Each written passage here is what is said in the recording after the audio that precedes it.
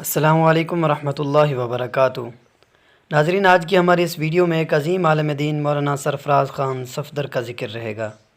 حضرت کو اللہ تعالیٰ نے علم و تقوی سے خوب نوازا تھا۔ حضرت نے اپنی ابتدائی تعلیم دارالعلوم دیوبند سے حاصل کی تھی۔ دارالعلوم دیوبند سے فراغت پر مولانا سرفراز خان صفدر گوجرانوالا واپس آ گئے اور استاد محترم کے حکم سے تدریس شروع کر دی۔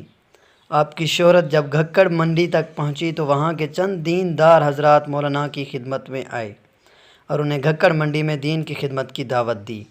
چنانچہ وہاں باقاعدہ جامع مسجد بوہڑ والی میں خطابت و امامت کے فرائض انجام دینے لگے۔ گھکڑ منڈی کی فضا اس وقت شرک و بدعت کی آلودگیوں سے پر تھی اور یہ حالت انتہائی تکلیف دہ تھی۔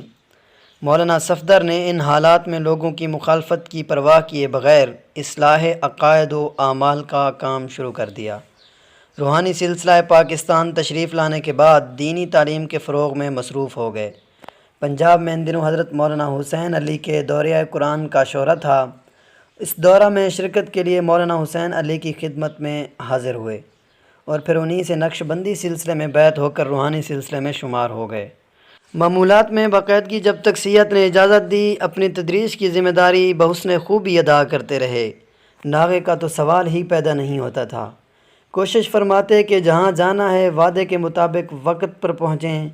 ایک دفعہ ضلع گوجرانوالا میں منڈیالہ تیگا اور فیوز والا سے آگے کوٹلی ناگرا نامی ایک بستی میں تبلیغی جلسہ تھا۔ مولانا صفدر نے اس جلسے میں تشریف لانا تھا۔ اتفاق ایسا ہوا کہ نماز عصر سے قبل تیز بارش شروع ہو گئی۔ بارش کی وجہ سے کوٹلی ناگرا دوسری بستیوں سے تقریباً کٹ جاتی تھی۔ اب تو کسی حد تک کچا راستہ موجود ہے، پہلے یہ بھی نہ تھا۔ مغرب کے بعد قریبی بستیوں سے حضرت کے عقیدت مند موسم کی خرابی کے باوجود طے شدہ مقام پر جمع ہونا شروع ہو گئے۔ بارش اگرچہ مغرب سے پہلے ختم ہو چکی تھی لیکن راستہ انتہائی خراب ہونے کی وجہ سے حضرت مولانا صفدر کی آمد کی امید بالکل نہ تھی۔ جو مہمان دوسرے دیہاتوں سے آئے ہوئے تھے انہیں کھانا کھلایا گیا۔ کھانے سے فارغ ہوئے تو اچانک دیکھا کہ مولانا شلوار گھٹنوں تک اٹھائے کیچڑ میں بھرے ہوئے مسجد کے دروازے سے اندر داخل ہو رہے ہیں۔ سب کو بڑی حیرت ہوئی کہ وہ کیسے یہاں تک پہنچ گئے۔